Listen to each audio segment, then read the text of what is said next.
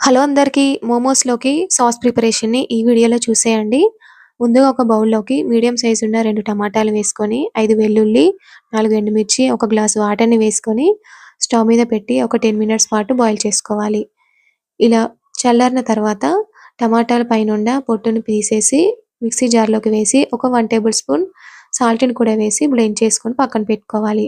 ఇప్పుడు స్టవ్ మీద పాన్ పెట్టుకొని ఒక 2 టేబుల్ స్పూన్ల ఆయిల్ వేసుకొని, ఒక టేబుల్ స్పూన్ అల్లం వెల్లుల్లి పేస్ట్ వేసి ఫ్రై చేసుకొని, మనం ముందుగా మిక్సీ పట్టుకున్న టమాటా ప్యూరీని కూడా వేసుకొని, ఒక నిమిషం పాటు ఫ్రై చేసుకొని, ఇప్పుడు ఇందులోకి ఒక టేబుల్ స్పూన్ సోయా సాస్, ఒక table spoon vinegar, half table spoon salt, half table spoon sugar, అలాగే ఒక టేబుల్ స్పూన్ టమాటా కెచప్‌ని కూడా వేసి మిక్స్ చేసుకుంటే మోమోస్‌లోకి సాస్ అయితే రెడీ అయిపోతుంది. మరి చూసారు కదండీ! మీరు కూడా ఒకసారి ఇలా ట్రై చేసి చూడండి. టేస్ట్ అయితే చాలా బావుంటుంది.